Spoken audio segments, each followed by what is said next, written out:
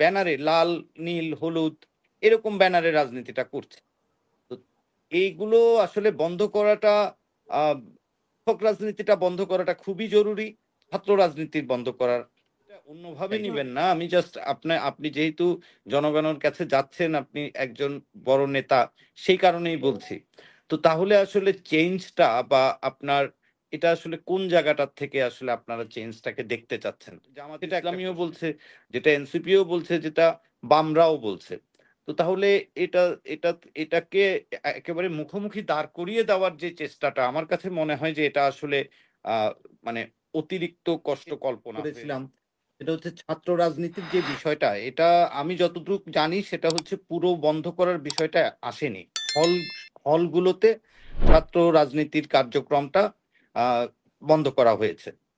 এখন ছাত্র রাজনীতিটা যে পুরোপুরি বন্ধ এই কথাটা বলা যাবে না। ১ম কথাটা হচ্ছে।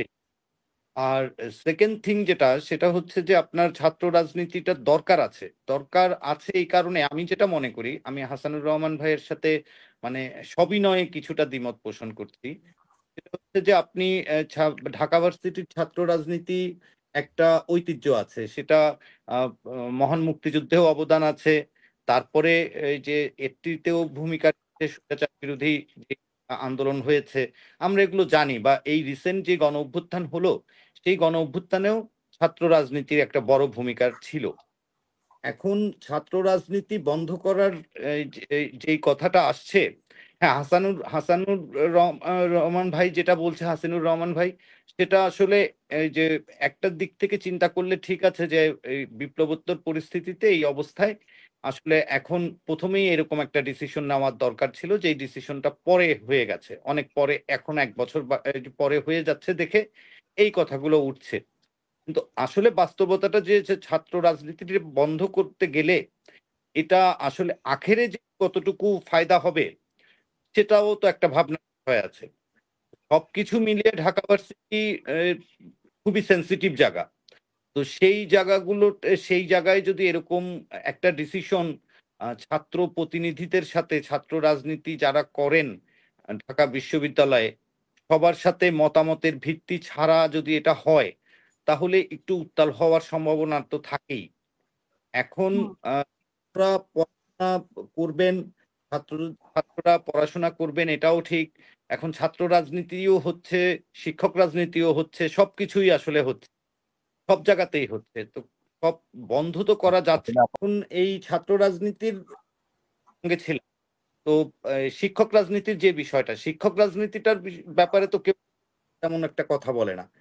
কিন্তু শিক্ষক রাজনীতির মাধ্যমেই আপনার সব একটা পর্যায়ে দেখা যায় যে শিক্ষকরা এই আ বিভিন্ন তাদের উদ্দেশ্যে রাজনীতিটা করে। কেউ হয়তোবা VC, pro VC, provost, house tutor বা প্রক্টর, এই যে বিষয়গুলা থাকে বিশ্ববিদ্যালয়গুলোতে, বা আপনার প্রভাবশালী হয়ে ওঠার চেষ্টা, বা শিক্ষক সমিতির সভাপতি, সেক্রেটারি, এই ব্যাপারগুলোতে তো রাজনীতি ওতপ্রোতভাবে জড়িত।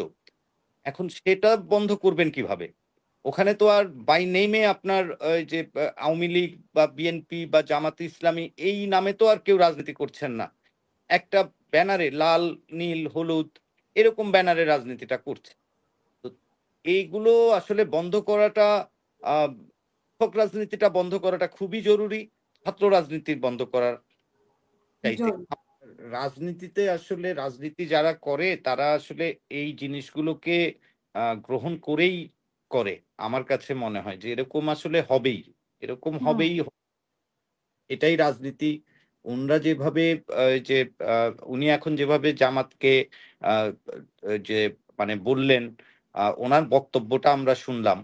কিন্তু আবার যে আ যখন ডাক্তার জামাতের শুনবো তখন মনে হবে যে হ্যাঁ, তাদেরটা উনার উনার উনার কাছ থেকে বক্তব্য শুনলে আবার আরেক রকম লাগতে পারে। তো হুম, হুম, হুম। এরকমই। রাজনীতিতে এরকম জিনিসগুলো, এইরকম বিষয়গুলো থাকবেই। একপাক্ষিক একটা বক্তব্য শুনেই যেমন সিদ্ধান্ত নেওয়া ঠিক না, দ্বিপাক্ষিকই শোনা উচিত, সেটাই হচ্ছে। আমি যেটা বলব সেটাই হচ্ছে। এখানে ডিসিশন নেওয়ার বিষয়ে এটা আল্টিমেটলি উনিও নেতা। ২ জনই বড় নেতা। ২ জনই সামনে এই যে ইলেকশন করবেন। তো সেক্ষেত্রে জনগণই আসলে সিদ্ধান্ত যে কার এলাকার জনগণ কাকে ভোট দিয়ে তাদের মনোনীত এমপি করছেন। আমার কাছে মনে হয়েছে বিষয়টা এরকম। আর যে এআই এর কথা যেটা বললেন, এটা আসলে যে আমি নিজেও তো আসলে এই জিনিসটার অনেক পেইন এর ভিতর দিয়ে মানে দেখা যায় কি সুন্দর চকচকে কিন্তু কোনো ইয়ে না, বাস্তব ভিত্তি না। এটা এটা এটা হ এটা এটা হচ্ছে এটা যে একদম খালি বাংলাদেশেই খুব খারাপভাবে হচ্ছে তাও তো না। এটা অন্যান্য দেশেও হচ্ছে। সব দেশেই এটা হচ্ছে এবং এটা আসলে একটা বৈশ্বিক সমস্যাই যে মানুষকে এভাবে আ আপনার ট্যাগ করে দেওয়া। তবে এই বিষয়টা যে আমি মুনির ভাইয়ের সাথে যে বিষয়টা একটু দ্বিমত পোষণ করছি, সেটা হচ্ছে যে মুনির ভাই আম সরাসরি আপনার একটা ট্যাগিং এর ভিতরে চলে যাচ্ছেন যে অমুককে এই যেমন আপনি বলেছেন যে অমুক ছাত্রনেতা, অমুক ছাত্রনেতা ডাইরেক্ট শিবির থেকে এসছে। তো এই যে ট্যাগিং এর যে বিষয়টা, এই ট্যাগিং এর বিষয়টা কিন্তু গত যে ১৫-১৬ বছর যাবৎ বেশ হয়েছে। তো এই একই জিনিসটার ভিতর দিয়েই যদি ঘুরপাকটা যে খেতে থাকেন, তাহলে আমি এটা অন্যভাবে নিবেন না। আমি জাস্ট আপনি যেহেতু জনগণের কাছে যাচ্ছেন, আপনি একজন বড় নেতা, সেই কারণেই বলছি।